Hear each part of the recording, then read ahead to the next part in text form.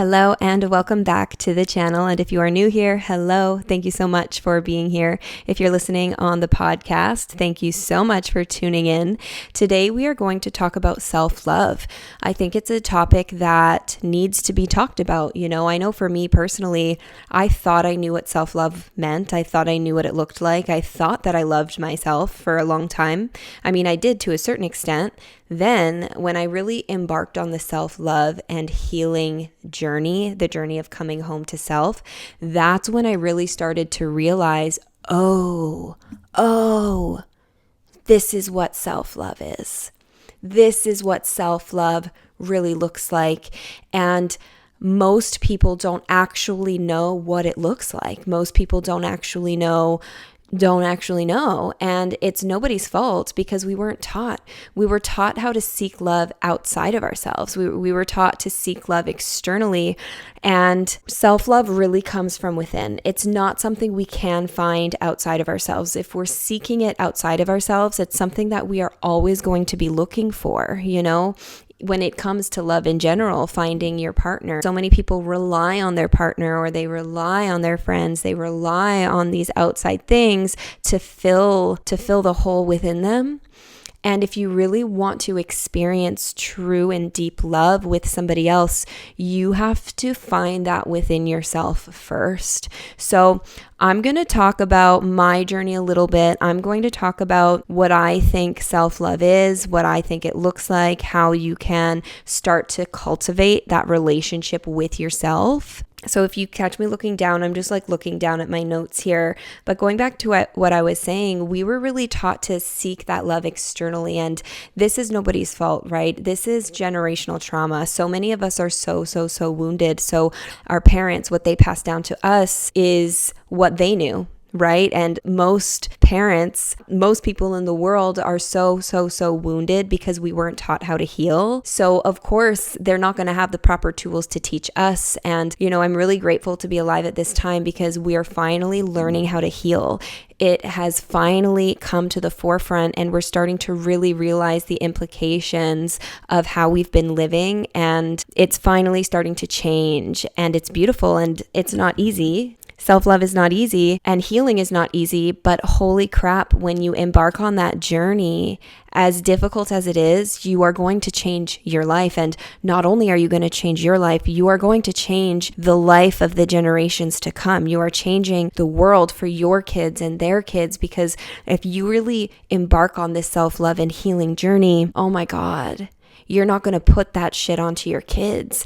They're going to grow up knowing how to love themselves, and they're going to grow up being comfortable in who they are. So many people are not comfortable in who they are. So many people, majority of people, don't actually know who they are. Most people are afraid to authentically be who they are because they are seeking acceptance. Again, we don't know how to give it to ourselves. We seek it outside of ourselves. And by being different, being authentic, we're often ostracized for it, which prevents people from being true to themselves. And so many people are just walking around with so many masks. And unfortunately, people are unaware of the masks that they have on. I know I was unaware for a really long time.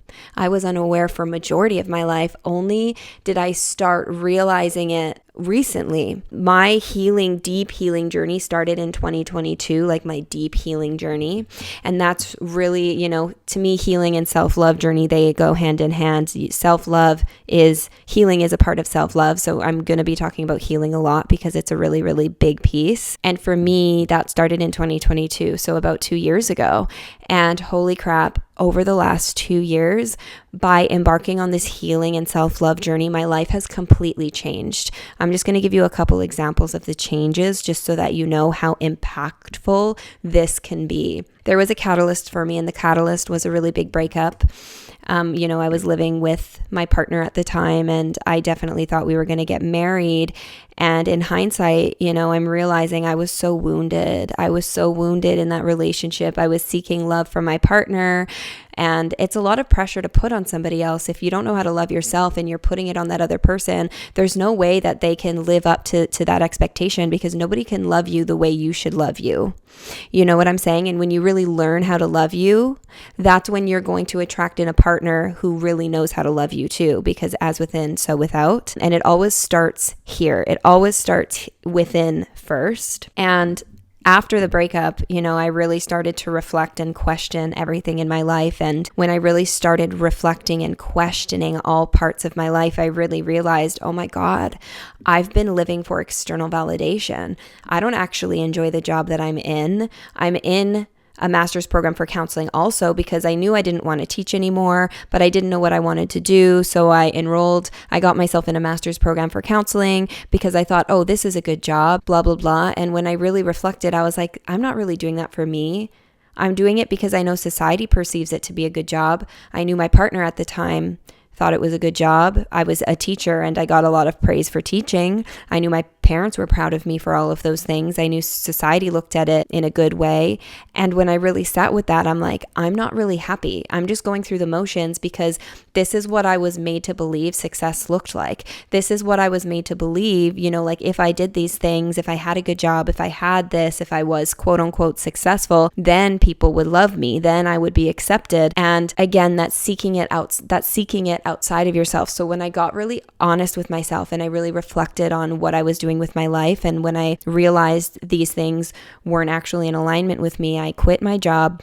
I dropped out of school. I started working for myself. I moved. I got, an apartment with a roommate. That was great for a year, started my own business. I really started taking care of myself in a way I never have before. I started building that confidence from within. And then a year later, I ended up listening, I became more in tune with my intuition. And as a result of that, I trusted myself more. And I listened to that inner voice that said, you need a change again. So as a result of that, I sold all my things, literally sold all my things. I went down to a suitcase and I went Airbnb hopping. And when I went Airbnb hopping, I really, really started a deep healing journey where I really dove into past traumas, past wounds. I really started unpacking my whole life and feeling it and letting myself feel and release, because that's another thing. We're not taught how to feel. We're made to believe that feeling is a weakness when really it's a strength. And that's a part of the healing that I will talk about as well. And I went Airbnb, hopping, and I embarked on a huge healing journey. And then plant medicine also had a huge part for me personally in opening my mind and changing my perspectives and all of that. And then I ended up coming back home, living with my parents for a couple of months after Airbnb hopping, over the holidays. And I really started healing my relationship with my family. And then I got this place, which basically is like my dream apartment, quote unquote coincidentally, but not coincidentally, like by listening to my intuition and trusting myself, this opened up for me, and everything has really, really changed in my life. That's just like a story in a nutshell. And it really started because I embarked on the healing and self-love journey. So let's break things down a little bit. First and foremost, it's okay if you don't know where to start. If you're like, okay, I want to heal, I want to start on this self-love journey, but I don't know how, that's okay. Know that that's okay. Know that you weren't taught. Know that the fact that you are wanting to start is step one. Like step one. Oh, and I have chills as I'm saying that. So you should be like really, really proud of yourself if this is something that you are seeking, if this is something you are wanting to embark on. One thing that I did, I asked for help. I asked for guidance because I didn't know, I didn't really know what self-love looked like. I said, help me, help me. And I asked my spirit team for help and know that they will help, but you have to ask for it. And I always ask for help. So that's something that, I ask for all the time. So that's somewhere you can start, is asking for help. Start by really getting to know yourself, like really being honest and really being reflective with all areas of your life. And this is also like breaking down your views and your belief systems, like breaking down everything. So you can start with, where you're at in life right now. For example, like the job you're in, sit with that. Like, okay, is this something that I actually like really enjoy? Is this something that I'm doing for me? Or is this something that I'm doing because I just kind of went through the motions as life went on? And I could only speak for myself, but, as a teacher and whatnot, I remember going down that route because the route I originally wanted to go down, my parents didn't agree with. They didn't let me. So I ended up going the teaching route, which was my second option. But it's not something that really excited me. I just knew it was a quote unquote good job. I liked working with kids. I knew that I would get summers off, which would be beneficial when I had my own family. I knew society viewed teachers in a good light. So I realized I'm not really doing this for me. I'm doing this because I was seeking that acceptance outside of myself. I knew my parents agreed with it. I knew society viewed it as a good job. You know what I'm saying? And I was seeking that acceptance outside of me. So really be honest and reflective with all parts of your life, like even your friend groups. Like, okay, am I able to really be myself around my friends?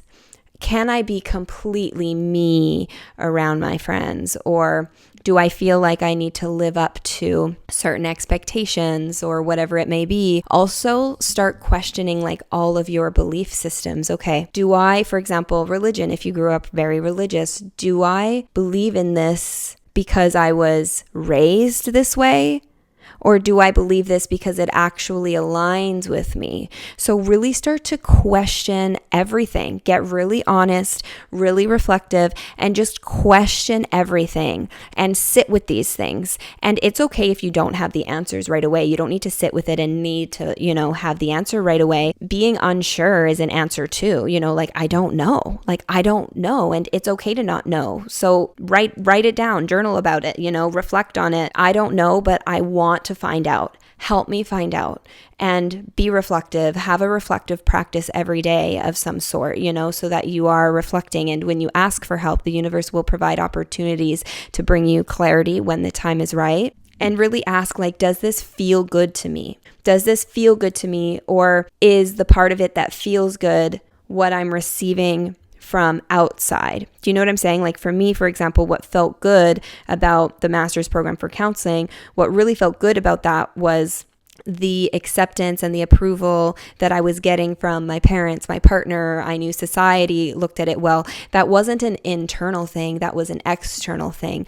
And to a certain degree, it aligned with me because I do like working with people. Obviously, with what I do, I love this sort of thing, but it wasn't fully in alignment with me. I didn't want to go to school. I didn't want to really be a counselor. I just thought, oh, it's the best thing I can do in the limitations that society put on me because it was a quote unquote good job. I'd still have a pension, X, Y, and Z. And I thought, oh, I could bring my tarot readings in my counseling sessions. And I limited myself to that because I thought that I needed some sort of job that society approved of to be successful. Do you know what I'm saying? And it was really a lot of that external validation that was making me feel good. And that's, again, seeking it outside of me. It wasn't coming from inside. So get really honest, get really reflective about everything in your life, like literally everything, your views, your values, where you're at currently, how you live your life day to day, and start with that. Start with the reflection. Start with brutal honesty because change can't happen unless you're willing to be honest with yourself as well. And that's the thing. A lot of people are not willing to be honest with themselves. So honesty, and there's no shame. Like there's no shame in being honest with yourself because that's the only way change can happen. And again, there's no shame if you are doing these things for external validation because that's what we were taught. We were taught to seek that love. We were taught to seek all of these things outside of ourselves. And the next part, another really, really important part is healing. Healing is huge, especially the inner child,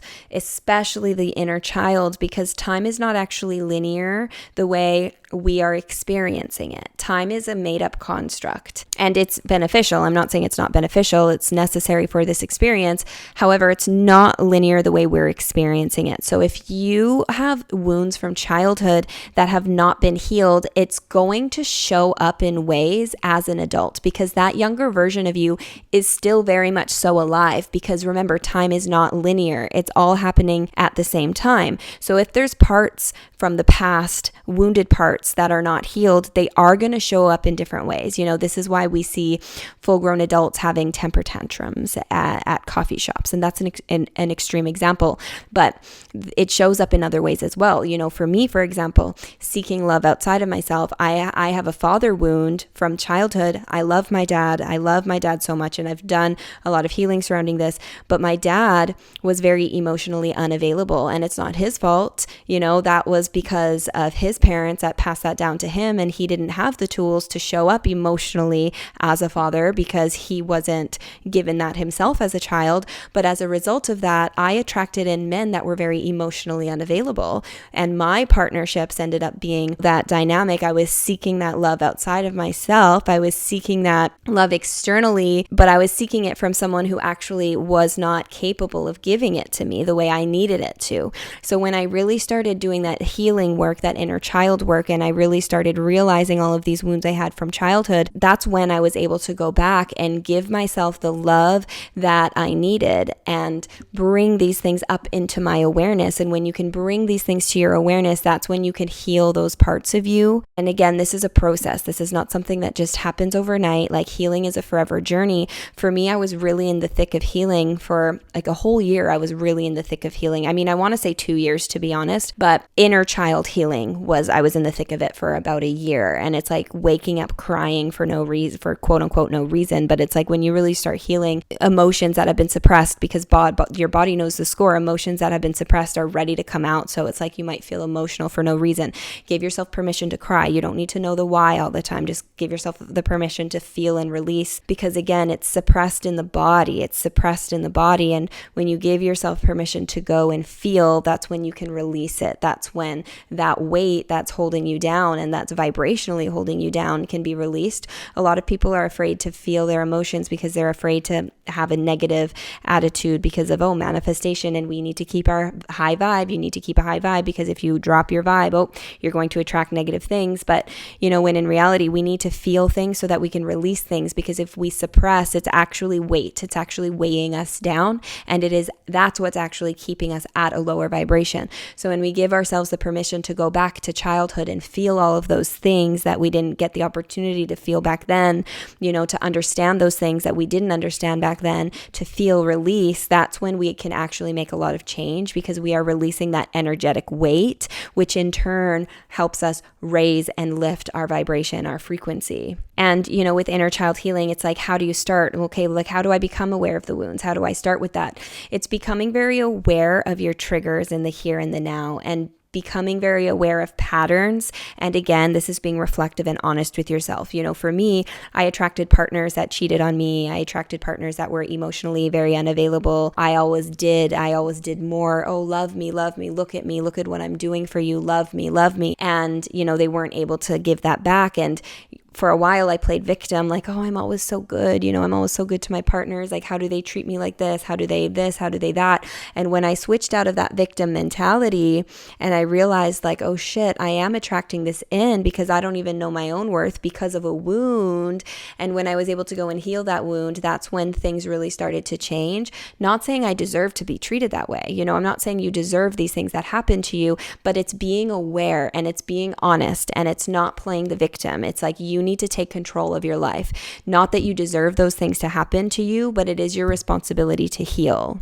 So it's like being really aware of your triggers too. It's like when you get triggered, it's like, okay, where is this coming from? Sit with that, reflect with that. If you are a people pleaser, if you're always feeling like you want to please people, that's coming from a childhood wound. If you are a perfectionist and you always feel like everything needs to be the best, and if it's not the best, then you're hard on yourself. Okay, where does that come from? That's a childhood wound, because you are enough without any of those things. You are enough without any accomplishments. You are enough without anything. You are enough without makeup, without any of your accomplishments, without this, without that. So really, really sitting with all parts of you, and really trying to reflect and understand, okay, where does this come from? And, if things trigger you or make you upset, it's like, okay, why am I upset? Where does this stem from? Is it a younger part of me that's upset? And know that it's a process. Know that it's a process. And this is something that takes time. It's not something that you are just going to understand within a month. Healing, is not something that just takes place in a month and then it's done. It's a forever journey. You'll find in the healing journey, there's going to be like ups and downs.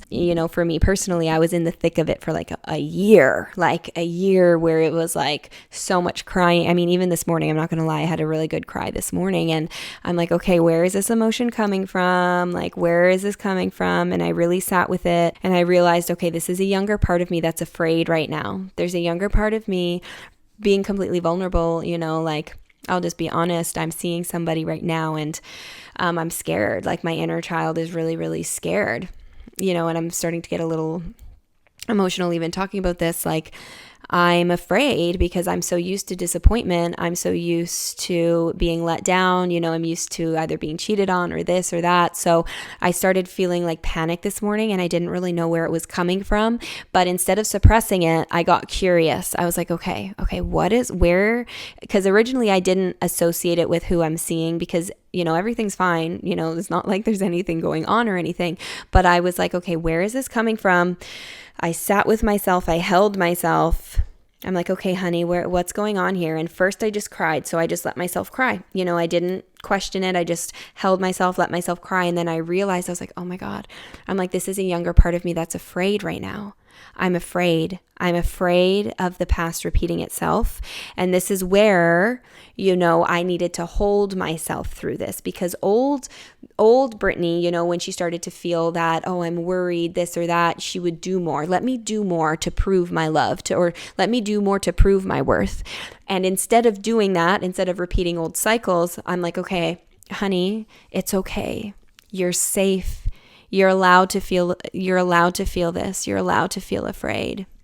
And I just let myself cry. And you know what? If things work out, that's amazing. And if they don't, it's not a reflection of you, honey. It's not a reflection of you, honey. Do you know what I'm saying? And it was a younger part of me that was afraid, not this version of me. But when I was able to bring that to my awareness, I was able to be there for myself, to provide myself with that healing that I didn't have, when I was younger, or like even like my inner teenager. I hope that example kind of makes sense. And, it can come out in so many different ways, like even another example that's coming to mind is like sports and competition. Like, I know for me, like I always needed to be the best at everything that I did, because if I wasn't the best, then I wasn't good enough. So it's like, as an adult, if let's say, I'm playing volleyball, because I play volleyball, and I mess up, I used to be like really hard on myself, like, Brittany, you're shit, like so embarrassed. And then it's like, okay, it's okay, honey. Like, everybody has bad days, even professional athletes, not everyone plays the best every day. That's not a reflection of your worth. It's not a reflection of your worth. You did your best today, and that's all you can do. And you know what? It was fun. It's okay if you don't win every game. It's okay if you make a mistake, and it's really like being there for yourself through those emotions, through those triggers. And again, it's a process that will unfold over time, but it's being reflective, and it's being very much so aware, so that you can give yourself that healing. And it's, not putting pressure on it. It's not like, okay, I need to heal within this amount of time so that blah, blah, blah, blah, blah. It's knowing that these things will come to surface when you're ready to bring it to your awareness. And it's just being very mindful and very reflective. The more reflective you are, the more that you will be able to bring to your awareness. Do you know what I'm saying? Because if you're not honest, then you're not going to be able to bring it to your awareness. Like, for example, this morning when I was upset, if I could have easily been like, Brittany, what the hell? There's nothing wrong going on in your life right now. It's actually beautiful things going on in your life. Like, there's no reason for you to be sad. If I didn't acknowledge the feeling, then I wouldn't have been able to have brought that to my awareness. I hope that makes sense. So I'm going to leave that there. But healing is really, really, really important. And there's so many different ways to heal. And what's really important, it's like inner child. Inner child is really, really where it starts. And that's where, we repeat a lot of certain things in our life. Like, also be reflective. Okay, what patterns in my life have repeated? Why do I always attract in, like for me, why did I always attract in these types of relationships? Same with friendships, like why do I always attract this type of person in, or this, and it's knowing that it often, when something repeats itself, is because there's some sort of limiting belief within you that often stems from childhood. It could be a feeling of not feeling good enough. I know that was a really big one for me. And a lot of us don't feel good enough. A lot of us, again, seeking it outside of ourselves. Like, I'm only good enough when I'm the best at what I do. I'm only worthy of love when I look a certain way, when my body is quote unquote perfect. I am only good enough when I achieve straight A's. I am only good enough when I X, Y, and Z. So, that part of self-love and healing takes time, and it's a forever journey, and it's not always easy. That part of it can be hard, but that's the part of it that will transform your life. I want to say the most, all pieces. I'm going to talk about some other parts as well, but healing is like one of the biggest parts of the self-love journey, because it's really getting to understand yourself and your wounds. And when you have a better understanding of why you are the way you are, you're going to be able to be more compassionate toward yourself and forgive yourself for acting the way you maybe acted, or, forgive yourself for whatever it may be. Like, why did I do that? I can't believe I did that. Or I can't believe I accepted this sort of treatment. Like, how could I have done that? It's understanding why you did those things. It's like, oh my gosh, this goes so much deeper. I was seeking love because I needed love. It's okay, honey, and it's having that compassion for yourself. But self-love too, let's get into other parts of it as well. So I talked about healing a lot. Healing and being reflective and honest is huge, huge, huge. So start there. Start by sitting down, reflecting on things, your beliefs, your views, your values, where you're at in life now. Are you happy? Are you not happy? With your relationships, your location, your job, all of the things.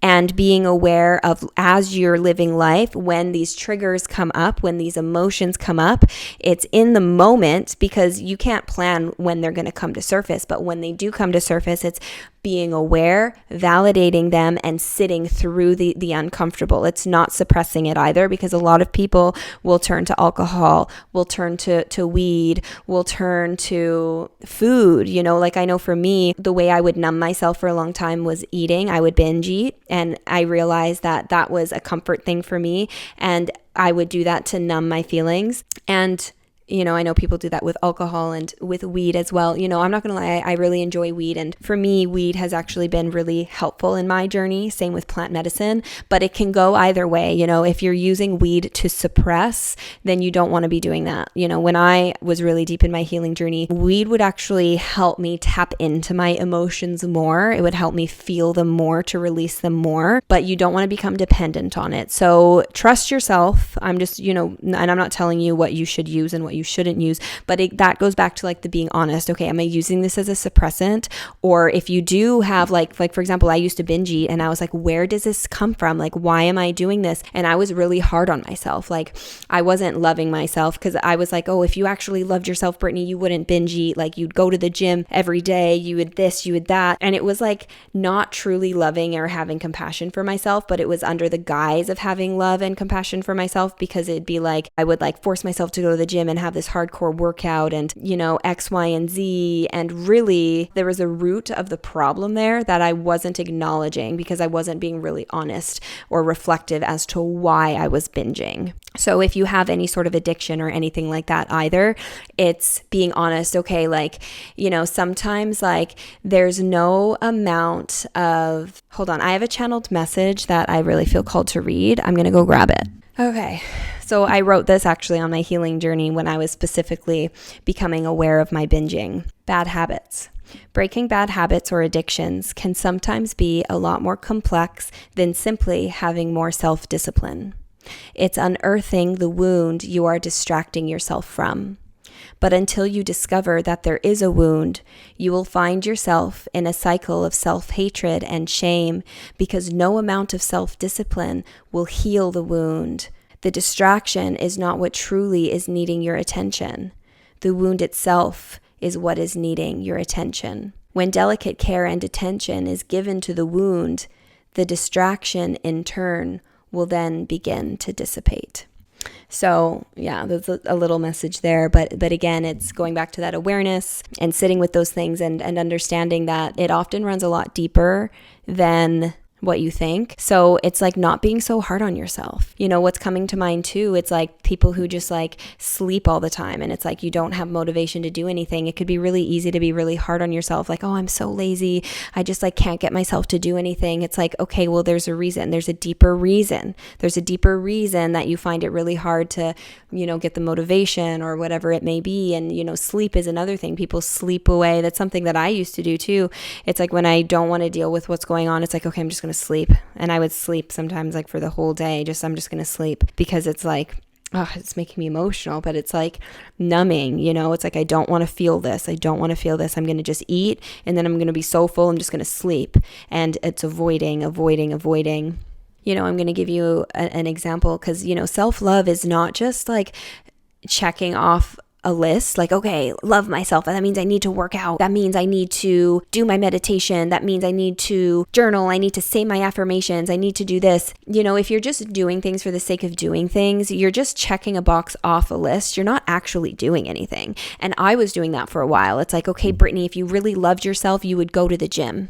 You would go to the gym and you would move, because if you love yourself, you're going to take care of your body. And I would like force myself to go to the gym and do these crazy workouts, because, you know, for me, that's another big wound that I had, was self-image. And I had body dysmorphia for a really long time. And I realized, you know, later it really stemmed again from childhood. There was a lot of wounds surrounding that from childhood, and also just the way it's perceived in society as a whole. I know I'm not the only one with body image issues, but I would be so hard on myself. And if I would binge, I would feel so guilty. And then I would be like, Brittany, like, you don't actually love yourself. Like, how could you do this? You got to work out extra hard at the gym the next day. And that wasn't true self-love. That wasn't compassion. That was me just checking a box off a list and actually like hating myself. It wasn't really an act of self-love, because if I really loved myself, I would be more nurturing. I would be more compassionate. I would be more understanding. I would try to understand why I feel like I need to force myself to do these things. Do you know what I'm saying? Because I do believe that loving yourself is taking care of your body. I do believe that. But there's a difference between like forcing yourself into something and like being really hard on yourself. And you know what I'm saying? There's a difference between that and actually like caring for your body, because you know, and having that like delicate compassion. I'm going to give you like an example. When I was really deep in the healing journey, you know, self-image was something that really kept coming up for me. And I knew it's because I was like ready to really start like healing it. And I remember I felt guilty because I didn't go to the gym one day. And I was like, oh, Brittany, if you really loved yourself, like you would have went to the gym. And then I forced myself to go for a run, because I was like, okay, you need to do something. So I forced myself to go for a run, and I ended up, you know, I'm running, and it was beautiful. I was in San Diego. There was a beautiful sunset, and there was a group of people on the sidewalk. So I was like, okay, I'm just going to like run around them. So I go to run around them, and where I was running, there was uneven ground, and I ended up rolling my ankle. And I've torn ligaments in my ankles time and time again growing up. So for me, a little rolled ankle often tends to be more than just a rolled ankle. So I roll my ankle, and right away I'm like, oh shit. Like I knew right away, I was like, shit, like I'm going to be hobbling around for the next couple of days. But because I was at a place where I was more self-reflective, like I understand that everything happens for a reason. So as soon as I twisted the ankle, I was like, oh shit. But I was also like, okay, why did this happen? And the lyrics, I kid you not, I was just listening to a random Spotify playlist, and the song that came on was a Taylor Swift song. And as soon as I rolled my ankle, the lyrics go, you need to just stop. Can you just not? And I was like, okay, loud and clear. I hear you. I look over, and right directly in my frame of vision where I happen to stare at, there's a sign that says, slow down, kids playing. And I was like, okay. angels, spirit guides, whatever it is you want to call it, like higher self, like loud and clear, loud and clear. And I got really reflective. I was like, okay, why did I force myself to go for a run? Because yes, loving yourself is taking care of your body. But if I really loved myself and if I really listened, I was tired. I was really tired that day. And me forcing myself to go for a run was not out of self-love. It was out of self-hatred.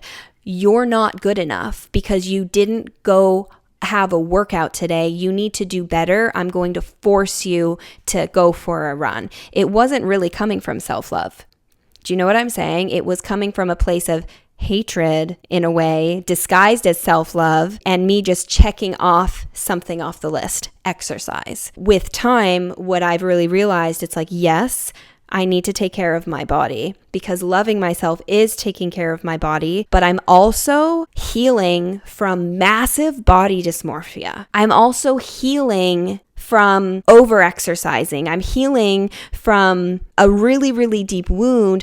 I need to be careful with how I associate, exercise in my life because I want to take care of my body in a healthy way, not to just look a certain way. Do you know what I'm saying? I hope that example makes sense. Because everyone's wounds are going to be different. So this is just a personal example. So it's being very, very mindful. And with time, I've gotten myself to a place now where I do movement almost every day, but it's different every day. On Tuesdays, I play volleyball and I don't force myself to go to the gym or do something else that day. Thursdays, I have kickboxing and I love kickboxing. If I feel like going to the gym, certain days I go to the gym. Other days I'm like, okay, what sort of movement feels good for you today, Brittany? And some days I have a lot of energy. So I'm like, fuck yeah, I'm going to go to the gym. I'm going to train legs. I'm going to, work really hard. And it's more enjoyable that way too, because it's not like I'm forcing myself to go. I'm not just checking it off my list. I don't feel guilty. It's not coming from a place of self-hatred. Other days I have less energy. So I listen. I'm like, okay, what sort of movement feels good for you today, Brittany? And other days I'm tired. I'm like, do you know what? I'm just going to go for a long walk. I'm going to go for a long walk. I'm going to move my body. I'm going to get some steps in, but I'm not going to force myself to over exude. And other days, if I'm really feeling tired, I just will do an hour of stretching and mobility work. With that said, it's important to be dedicated. And sometimes you know what I'm saying? This is where you need to really be honest with yourself because it's easy to say, oh, I just don't want to work out today. And under the guise of self-love, you could say, oh, I'm just going to have a rest day today, because I'm tired. It's easy to do that as well. So there's a fine line. There's a fine line between the two of those things. And this is where honesty is so important. Honesty is so important, and having compassion for yourself as well, because, it's easy to just, oh, I don't want to go to the gym and just, say, oh, I'm going to listen to my body and I'm not going to go. And that could be under the guise of self-love as well, which is not fully being honest with yourself. So there's a line between you. I think you guys get what I'm saying, but this goes back to reflection and honesty. But it shouldn't ever be taking care of your body should never just be something you check off the list. It's being honest with yourself, getting yourself to a place where you can be honest with yourself. It is pushing yourself out of your comfort zone when, maybe let's say, you are having a day where it's like, oh, you just want to lay on the couch, but you're like, okay, I should do something today. I'm going to be honest with myself. I feel like I should go do something. And it is maybe pushing yourself outside of your comfort zone a little bit, but it's also not doing it from a place of hatred, oh, you're not good enough unless you X, Y, and Z. I think you guys understand what I'm saying. There's a fine line there. But for me, it's self-love. How do I show it in terms of my body? It's every day I like to do some sort of movement, but that form of movement changes every day. It's literally different every day. Sometimes I go for a hike. Other days I kill a workout at the gym. Other days it's kickboxing. Other days it's just stretching. And it's something that I enjoy every day. And other days, today, for example, it's gloomy. And when the weather's gloomy, it's I just want to curl up up on the couch and not do anything. And while it's good to have those days where you just curl up on the couch and do nothing, it's like, okay, well, if the weather is like this every day, I can't just curl up on the couch and do nothing every day. I'm going to have to kind of, take, you don't want to neglect yourself either. So it's really finding that line, and there's no one way that fits all. It's going to be different for every single person. So just really get honest with yourself in regards to that. And same with the body, nurturing and nourishing your body, And what that might look like for one might look completely different for somebody else. So I'm not about to sit here and say, okay, if you love yourself, this is the foods that you should eat. This is how many times a day you should eat. This is the calories you should consume. No. Like, in my opinion, taking care of the body is nourishing your body. We all live in different parts of the world. The climate is going to be different. The culture is going to be different. Therefore, our genes and what we consume, it's going to affect different people differently. So what's nourishing for me might be different than what's nourishing for you. So it's, in my opinion, it's not following a diet. Like, screw the diet, screw those things. Like, society has shoved these things down your face. This is the best diet. This is the best diet. Follow this. Consume this many calories. Consume this many macros. Oh, the best way to be healthy is this. And it's like, one size doesn't fit all. Like, one size does not fit all. I feel like we should know that by now, especially like if you live in, in a really cold area compared to a really hot area, like the types of foods are going to be different too. And even the foods of the land are going to be different. And it makes sense. There's reason for that, down to culture too, and genetics that are passed down. Like, what feels good for your body is going to feel different for somebody else. So really just start to experiment. What feels good for me? What leaves me feeling good? I really try to eat foods of the earth. There's a lot of junk food, especially in the Western world, that's shoved down our faces. And I don't think it's healthy to be consuming a lot of that regularly.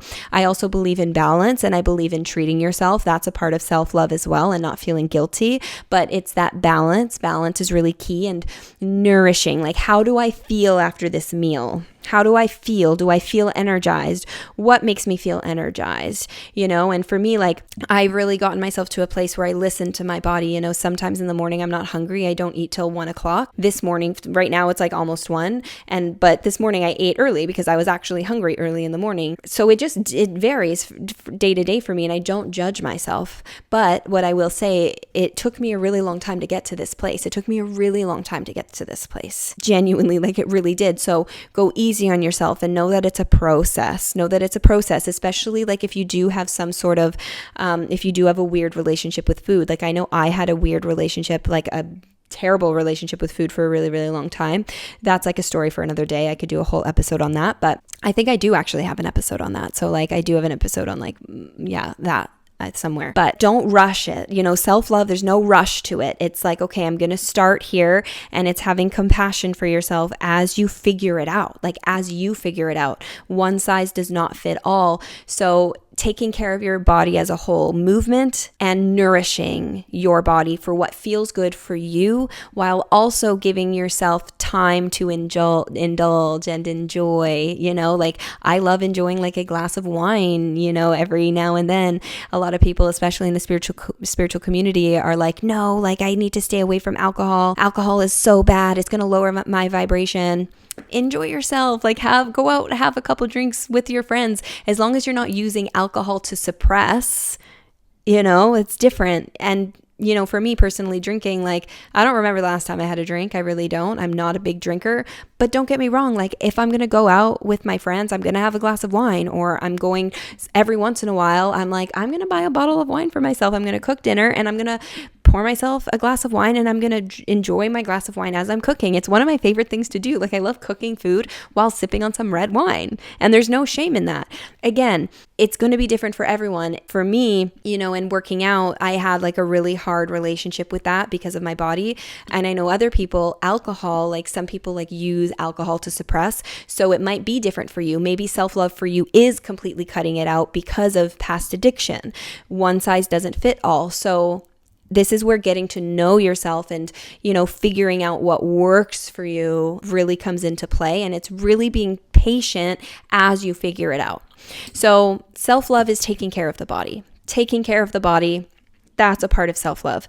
Mind, body, spirit. It's taking care of the mind, the body, the spirit. So the mind, I say do something for your mind every day as well. That could be meditation. It could be journaling. It could be going for a walk to clear your mind. So many of us are busy in the hustle bustle that we don't have time to be still with our mind. And it's really important to have time to be still with yourself, because if you're not, then you're not going to be able to bring these things up to your awareness. This is why a lot of people are unaware, because they don't have time to be aware, because they go to work and then they have to do chores and errands and they have kids and they have this and they have that. And then they're exhausted when they get home. So all they want to do is watch TV. And what is that? That's distraction. Or scrolling on your phone. It's distraction. And I'm not saying you shouldn't do those things, because it is important to, again, the balance, but it's really giving yourself time to reflect, giving yourself time to be with the mind. And I kind of, what I was talking about at the beginning is very much so the mind, giving yourself time to reflect, be honest with yourself. It kind of goes into the healing as well, and doing things for your mind every day. But again, it's not just something you're checking off the list, like, okay, I need to journal today,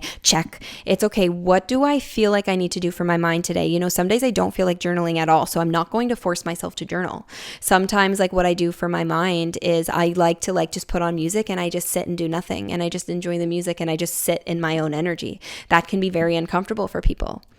It can be very uncomfortable for people, but that has really, and learning to do nothing actually is an act of self-love as well, without feeling guilty. If you're doing nothing and you feel guilty, that's something to reflect on. Why do I feel guilty? Where does this stem from? Was I made to feel like I was lazy as a kid? Because it's often perpetuated. Don't be lazy. Don't do nothing. Let's be productive. The more you can accomplish, the more worthy you are, the more worthy of love, that you are. So doing something for the mind every day, meditation is a good one as well. And this might be something that you do kind of need to force yourself to start to get into the habit of, but it's not doing it from a place of self-hatred. It's okay, I need to start this habit. And sometimes starting something new can be uncomfortable, but it's being patient with yourself as you begin something new. And it is implementing those things. Other things that I love to do for the mind, affirmations, for example. But again, it's not just, okay, these are my affirmations today. This is what I need to say. I love to do mirror work. Like as I'm brushing my teeth, I'll look at myself in the mirror and I'll say like, I love you. And I'll say whatever it is that I need to say to myself, and it changes all the time. Or, if you don't feel comfortable saying I love you, I'm learning to love you. So you could start rewiring your brain. I'm learning to love you. I'm learning to get to know you because you're worth it. And I'm not going to give up on you. Looking at a photo of your younger self, I love you. I'm going to take care of you. We are healing together. I'm not giving up on you. I love looking at myself in the mirror and saying what I need to say. If I'm going through a hard time, it's like I say whatever it is I need to hear that maybe I'm not going to hear from other people. For example, if you're going through a breakup, it's like, honey, you got this. This is not a reflection of you. It's not a reflection of you. And say what you need to say to yourself. I also love to do naked mirror work, especially to like heal the relationship with my body. After the shower, I'll go naked in front of the mirror and I'll lotion up, or I'll lather myself up in oil, and I touch myself. I say, I love you. I touch my legs. Thank you. Thank you. I'm able to walk because of you. You've carried me, and we've traveled to so many countries and you carried me around. Thank you. Thank you to my hands. Like, do you know what I'm saying? Like I say things that I actually can believe, and it will feel uncomfortable at first, but do it regularly and it will help rewire your brain. It'll help you see yourself differently. Another part of self-love, going back to that, that's like really working on how you perceive yourself. Like, how do you perceive yourself? Do you compare yourself? Do you compare yourself to others? Do you feel, also like, looking at social media, who do you admire on social media? Who do you compare yourself to people on social media? Don't compare yourself. Start giving yourself that love that you give to other people. We are all equal. Nobody is better than anybody else. So really reflect on, how do I perceive myself? Do I see myself as beautiful? If not, why? Okay, I really want to start rewiring this here. So mirror work work is like really has been really a big game changer for me. I love dancing in front of the mirror too, like dancing in front of the mirror, especially naked. Woo, that's a game changer. So mind, body, spirit. Self-love is listening to your spirit. What are your passions? What is it that you enjoy? You know, as a kid, we pursue our passions all the time. You know, we play on sports teams or we're in art class or whatever it may be. And often as we get older, we get jaded. We have to go into the quote unquote real world, the workforce, school, and we have less and less time to do what we love. We're suppressing our spirit that way. Tap into that inner child within you. What is your passion? Start pursuing your passion. Start pursuing your passion. And if you don't know what that is anymore, have fun discovering it.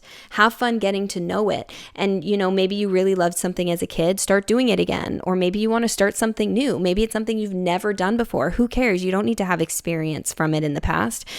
You know, step out of your comfort zone, start doing things that's going to light your soul on fire, do things that's going to bring, you know, this, you know, that energy of, oh my gosh, yes, like I really want to do that. You know, maybe it's bungee jumping. Maybe it's something you've really wanted to try. Do that for your spirit. Maybe you really want to travel. Maybe it's taking up art. Maybe it's an art class.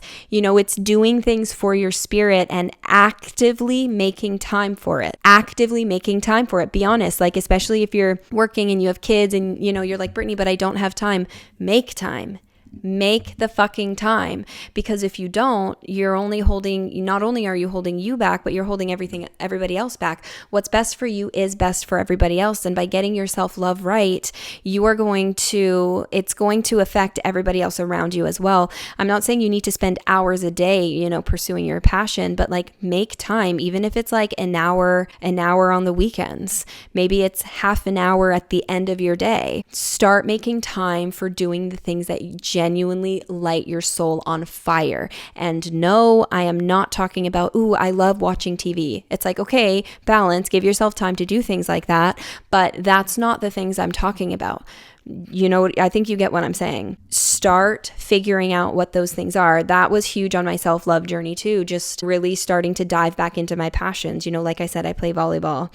I do kickboxing. I love doing handstands. Like there's so many things. Even this is a passion of mine. And I do this because I love it. You know, the podcast, my YouTube, I don't make money off social media. Like I really don't, especially living in Canada. You know, I don't get money for my videos or anything because we don't have the creator fund. So I don't make money for doing this. I do this because I love to do it.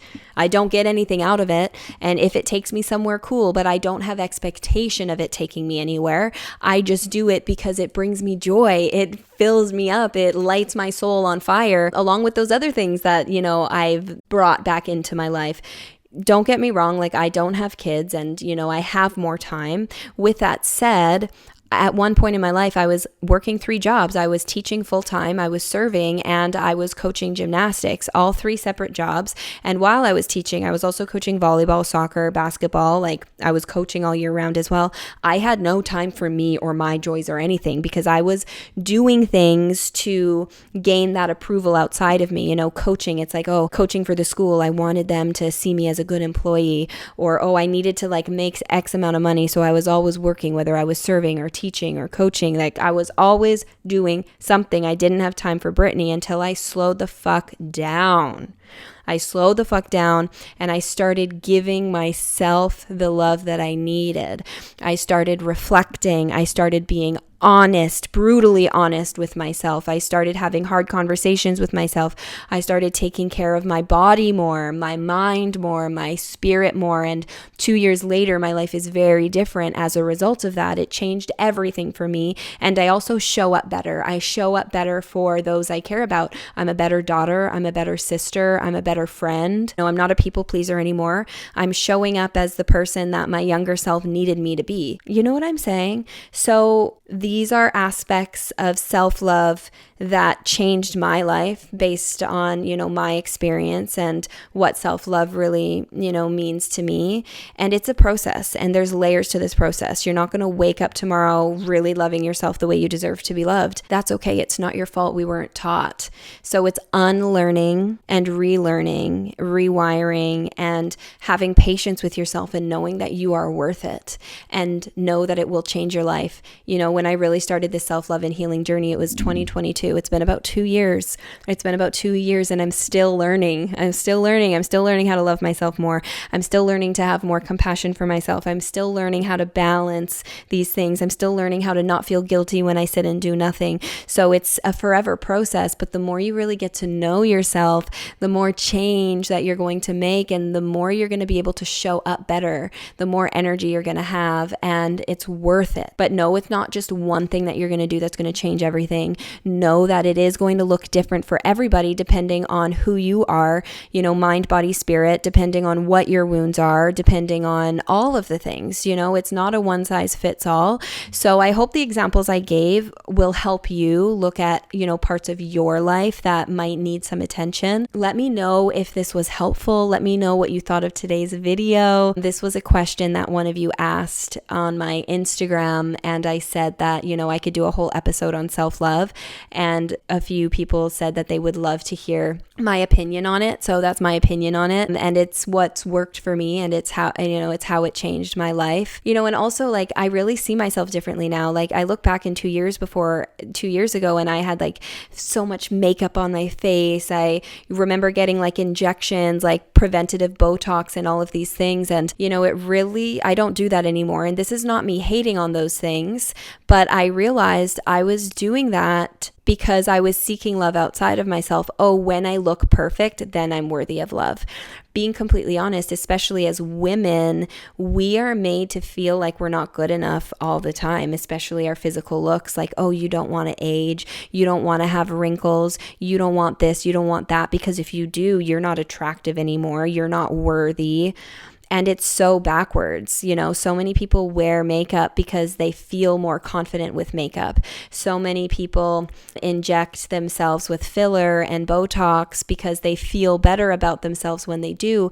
And society, they make it seem like that's okay. Oh, if you're doing it for you, then go ahead and do it. If you feel better about yourself by injecting yourself, then do it. When what that's actually perpetuating is, oh, if you can feel better about yourself by doing something outside of yourself, then go for it. When really true love and self-love comes from within. There's nothing you can do outside of yourself that's going to fill that hole. So know that that's temporary. What happens when the filler goes away? What happens when the Botox goes away? You're going back to what you did look like. That feeling, that false sense of confidence is then diminished. That's all it is. It's a false sense of confidence. It's not coming from within. It's coming from outside of you. And I think that we need to talk about that. I'm not hating on you if you have Botox or filler or any of those things. Like I said, I've gotten Botox done before because I didn't feel good enough. I felt, oh, I'm going to feel better about myself if I'm able to hide some of these wrinkles. And I realized that's not actually self-love. That was me trying to feel better about myself by doing something outside of myself, when really I could only heal that inside of myself. I need to feel that love from within. There's nothing that I can do outside that's going to permanently change how I feel about myself on the inside. I hope that makes sense. And even with makeup, don't get me wrong, I think makeup's great. I think it's a form of self-expression. With that said, a lot of people rely on it as a false sense of confidence. If you know your worth and you love yourself without makeup, that's perfect. Wear makeup, and if it doesn't affect how you perceive yourself, that's important. Again, it's a fine line. If you're doing these things because it makes you feel better, because it makes you more confident, that's a false sense of confidence. It's not permanent. You're relying on something outside of you to fill the hole. If you love yourself from within already, and wearing makeup doesn't actually change how you see yourself, then I don't see a problem with it in that way. I hope that makes sense. And again, I'm not blaming you or anything like that. It's not your fault. I know I fell in that trap with like fake eyelashes, this and that, and I felt better about myself when I had those things. So I don't want you to think I'm like completely hating on it, but this is where brutal honesty comes in. Be honest with yourself. Like, are you able to go to the store with no makeup, or do you feel like you need to hide yourself? Like, do you feel less worthy? Do you feel less lovable? You know, would you be able to go on a first date without wearing makeup? Or do you feel like you wouldn't be as worthy of the love unless you are wearing it? Do you know what I'm saying? Like, question yourself honestly, because unless you're able to be honest with yourself, you're not going to be able to make change. And I know that might be triggering for some people. And it goes even like filters, you know, like I used to use filters on all my videos, even like the minor one that just like, you know, brushes things up a little bit, because I wanted to be perfect. I wanted to be perceived as perfect because, again, like, oh, I'm only worthy of love. I'm only worthy of views if I look a certain way. And really it's like, no. So I stopped using filters for that reason. It needs to start in here. Authenticity, self-love, getting to know yourself. It starts in here. So again, just being brutally honest with yourself with compassion and being able to forgive yourself, knowing that it's like me. It's like, oh, I did those things because I just was seeking love. I just wanted to be accepted. That's it. There's no shame in that. Oh, honey, you just wanted to be accepted. You just wanted to be loved. And I didn't know how to give that to myself. Now I do. So things have shifted. Anyways, I'm going to leave it there. Let me know what you thought of today's video. Subscribe if you're not yet subscribed. Follow me on the other social medias if you don't already. That's one way to really support me. And yeah, it's just, I love having you here. Thank you so much for being part of this community. I'm sending you so much love. And until next time, bye. This is me, I'm so royal, and you all wanna be round. Yeah, you all wanna be round a champion, a champion.